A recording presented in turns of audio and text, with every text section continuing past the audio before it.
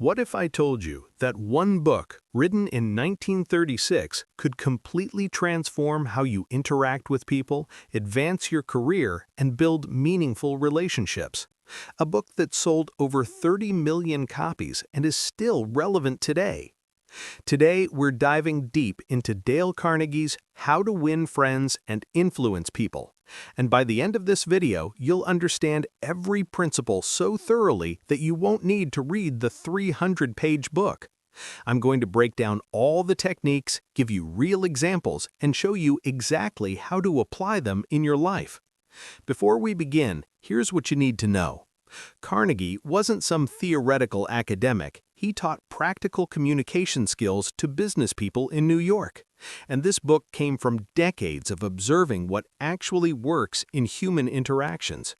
The principles sound simple, but they're profound. We're covering 4 major parts: how to handle people, how to make people like you, how to win people to your way of thinking, and how to be a leader. Let's start with the foundation. Part 1. Fundamental Techniques in Handling People. Principle 1. Don't criticize, condemn, or complain. Here's the harsh truth. Criticism doesn't work. When you criticize someone, you're attacking their ego, and humans will defend their ego to the death. Carnegie shares the story of Al Capone. Yes, the gangster. Even Capone saw himself as a public benefactor who was misunderstood. If criminals justify their actions, imagine how defensive normal people get. The psychology here is simple. People don't blame themselves for anything. Your employee who made a mistake, they have a reason. Your partner who forgot something, they were stressed. Criticism just makes them defensive and resentful. What to do instead? Understand rather than condemn. Try to figure out why people do what they do. As Carnegie says, any fool can criticize, but it takes character and self-control to be understanding. Principle 2. Give honest and sincere appreciation. This is not flattery. Flattery is insincere and people can smell it.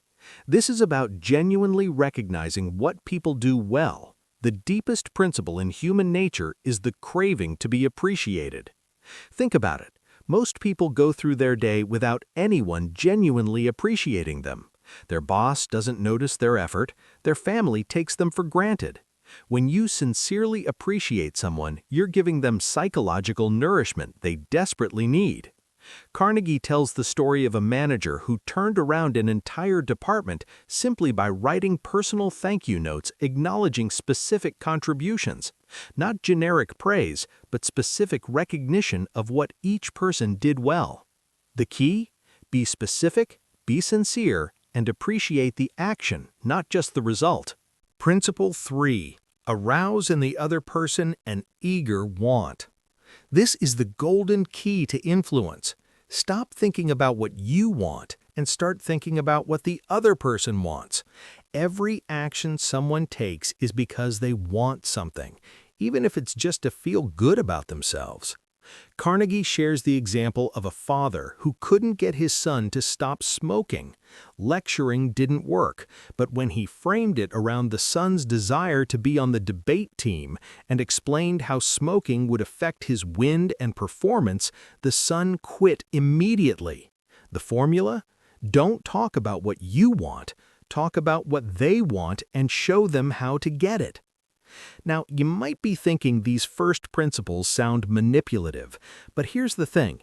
If you're using these techniques with genuine care for people, it's not manipulation, it's effective communication. The difference is your intention. And speaking of effective communication, the next section is where things get really powerful. We're about to cover 6 ways to make people actually like you. And this isn't about being fake or kissing up. These are psychological principles that tap into basic human needs. Stay with me because Principle 4 is probably the most overlooked skill in modern communication. If you're finding value in this breakdown, hit that like button and subscribe. We break down practical psychology and self-improvement books just like this every week. Part 2. 6 Ways to Make People Like You. Principle 1. Become genuinely interested in other people. You can make more friends in 2 months by being interested in other people than in 2 years by trying to get people interested in you. Think about that. We spend so much energy trying to be interesting when we should be interested. Carnegie cites a psychological study showing that even dogs obey this principle. They make friends by being genuinely excited to see you.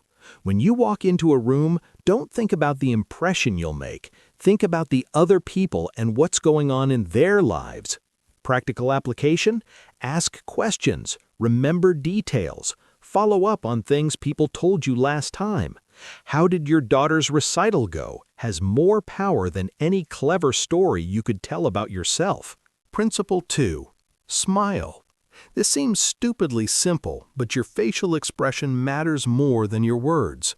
A genuine smile says, "I'm glad to see you. You make me happy." That's a message everyone wants to receive. But here's what Carnegie emphasizes. It must be genuine. A fake smile backfires. So if you don't feel like smiling, force yourself to act enthusiastic, and the feeling will follow. This is supported by modern psychology.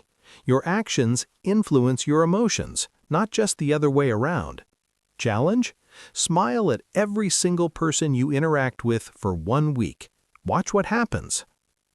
Principle 3. Remember that a person's name is the sweetest sound. Names are important because they're tied to our identity. When someone remembers your name, it feels like you matter. When they forget it, you feel insignificant. Carnegie tells the story of Jim Farley, who helped Franklin Roosevelt win the presidency partially by remembering the names of thousands of people and personal details about them. That's extreme, but the principle applies to everyone. The technique? When someone tells you their name, repeat it immediately. Use it several times in conversation. Create a mental association. Write it down after if needed. This one skill will set you apart from 90% of people. Principle 4. Be a good listener. Encourage others to talk about themselves.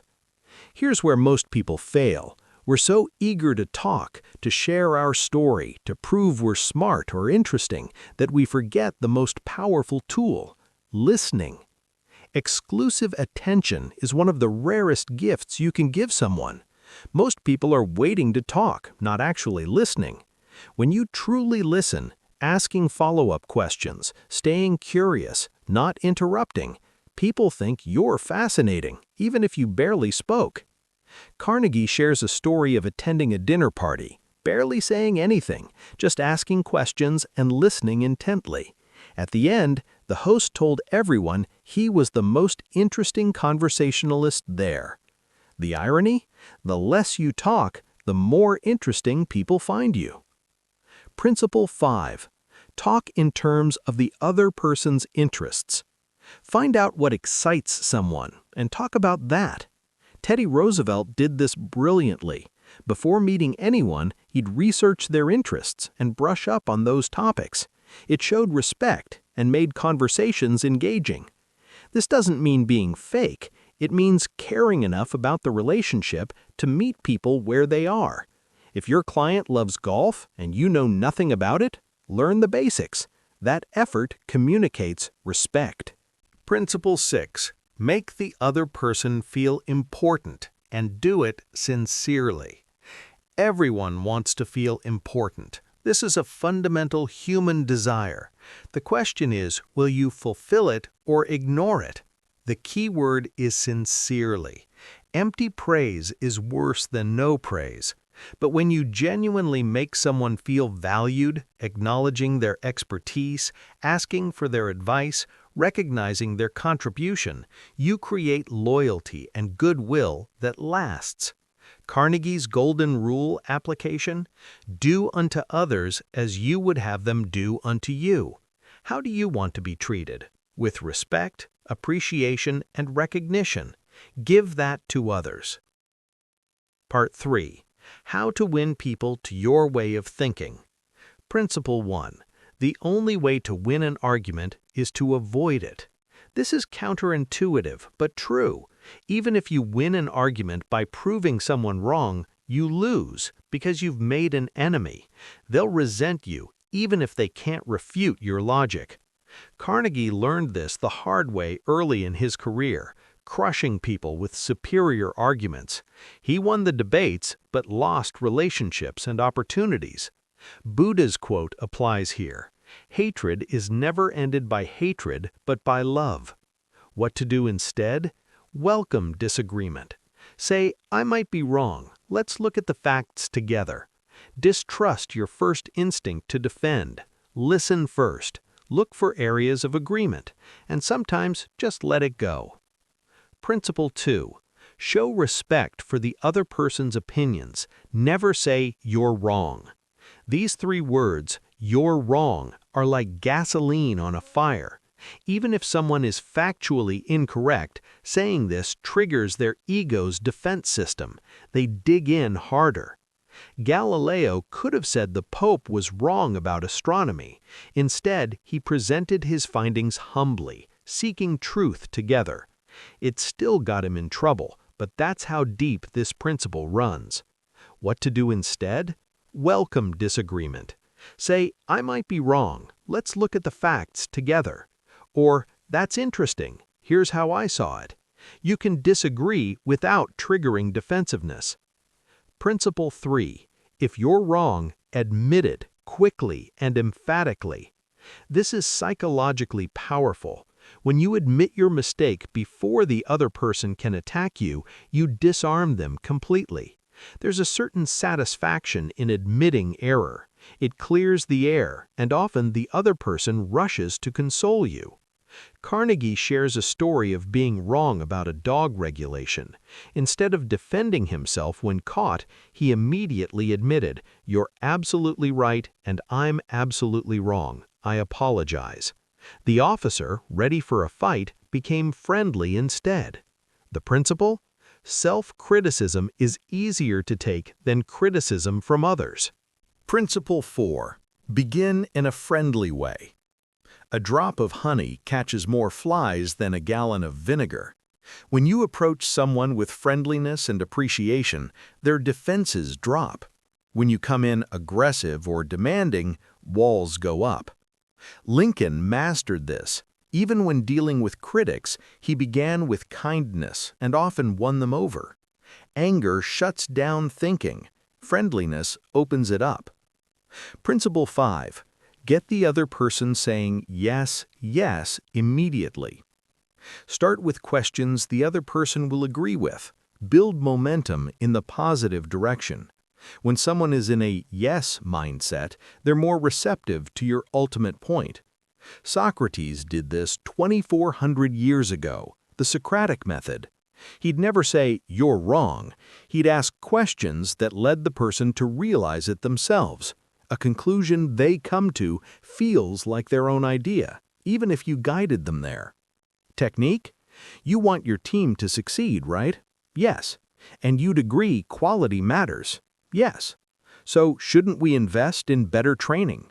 Much more effective than, "We need better training and you're wrong for cutting the budget." Principle 6. Let the other person do a great deal of the talking. People often resist ideas because they haven't had input. When you talk at someone, they feel lectured. When you let them talk, they feel heard, and they often talk themselves into your perspective. Carnegie tells of a salesman who closed deals by barely talking. He'd ask questions, let the prospect talk about their needs, and then simply show how his product met those exact needs. The prospect felt understood, not sold to. Principle 7. Let the other person feel the idea is theirs. This is the ultimate influence technique. People support ideas they create far more than ideas imposed on them. So instead of saying, "Here's what we should do," plant seeds and let them water them. Carnegie shares how he'd make suggestions as questions. What if we tried this approach? When his colleagues expanded on it and took ownership, they executed with enthusiasm because it became their idea. Principle 8. try honestly to see things from the other person's point of view. Empathy is the foundation of influence. Before trying to convince anyone, genuinely understand their perspective. What are their fears, desires, constraints? When you can articulate their view better than they can, they trust you. Carnegie emphasizes honestly, not fake empathy to manipulate, but genuine effort to understand. Ask yourself, if I were them, why would I act this way? The answer often changes your entire approach. Principle 9. Be sympathetic with the other person's ideas and desires. I don't blame you for feeling that way. If I were you, I'd feel the same. This single phrase has defused countless conflicts. It acknowledges their emotions without agreeing or disagreeing with their position. Everyone wants sympathy. When you provide it, resistance melts. They're no longer fighting you, they're working with you to solve the problem. Principle 10. Appeal to the nobler motive. People have two reasons for doing things, the real reason and the reason that sounds good. Carnegie says to appeal to the nobler motive. Trust that people want to do the right thing. Instead of accusing someone of selfishness, appeal to their fairness. Instead of assuming laziness, appeal to their professionalism. Most people will rise to meet higher expectations. Principle 11. Dramatize your ideas. Truth alone isn't enough. You need to make it vivid and interesting. Demonstrations, stories, visuals, these make your point memorable. Carnegie gives the example of a rat poison salesman who'd bring live rats to presentations and demonstrate the product. Sales skyrocketed because people saw it work, not just heard about it. Modern application? Don't just tell your boss you need more budget. Show the cost of not investing with specific examples and projections. Principle 12. Throw down a challenge. People love challenges. They stimulate competition and the desire to excel. When nothing else works, challenge someone to prove themselves. Charles Schwab used this to motivate underperforming teams. Instead of criticism, he'd ask, "Can this team outperform the others?" Pride and competitive spirit took over, and performance improved. Part 4. Be a leader. How to change people without giving offense. Principle 1. Begin with praise and honest appreciation. Before giving criticism, start with genuine praise. It's like a dentist using anesthetic before drilling. It makes the difficult part easier to take. But it must be honest. People detect fake praise instantly. Find something legitimately good, acknowledge it, then address what needs improvement. Principle 2. Call attention to mistakes indirectly. Instead of, "You did this wrong," try, "This approach usually works well, but I wonder if there's an even better way to handle it in this case." Indirect correction preserves dignity. Carnegie shares how changing just one word, from but to and, transforms criticism. Your report is good, but it needs more data, versus your report is good and it'll be even stronger with more data. Principle 3. Talk about your own mistakes before criticizing others. I struggled with this same issue when I first started. Completely changes the dynamic. You're no longer superior pointing out inferiority. You're a fellow traveler sharing experience. This builds connection and makes feedback feel like mentorship rather than judgment. Principle 4. Ask questions instead of giving direct orders. Would you consider trying it this way? Works better than do it this way. Questions preserve autonomy and encourage thinking. Carnegie notes that people support what they help create. When you ask questions that guide them to the right answer, they own the solution. Principle 5. Let the other person save face. Never humiliate anyone, even if they deserve it. Public criticism destroys morale and creates enemies. Private, respectful correction maintains relationships. Carnegie quotes an old Chinese saying, "I will not rob another of their dignity, for when I do, I rob myself. Principle 6. Praise every improvement. Catch people doing things right, not just wrong. Positive reinforcement shapes behavior far more effectively than criticism. When someone improves, even slightly, acknowledge it enthusiastically. This creates momentum. People think, I'm getting better at this, and they continue improving. Principle 7. Give the other person a fine reputation to live up to. Tell someone they're good at something, and they'll work hard to maintain that reputation. Assume the best about people, and they'll often rise to meet your expectations. Carnegie tells of a manager who transformed a mediocre employee by saying, "You have real potential for leadership." The employee, wanting to prove him right, developed into exactly that. Principle 8. Use encouragement. Make faults seem easy to correct. This is challenging, but I know you can handle it. Works magic. When you minimize the difficulty and maximize their capability, people feel empowered, not overwhelmed. Principle 9. Make the other person happy about doing what you suggest. Show the benefits from their perspective. Don't say, "I need this done." Say, "This will showcase your skills and could lead to that promotion you want." When people see how doing something serves their own interests, motivation becomes intrinsic. So there you have it, all 30 principles from How to Win Friends and Influence People. But here's what Carnegie himself would tell you. Reading this or watching this video changes nothing. Knowledge isn't power. Applied knowledge is power. The challenge: pick 3 principles that resonated most with you.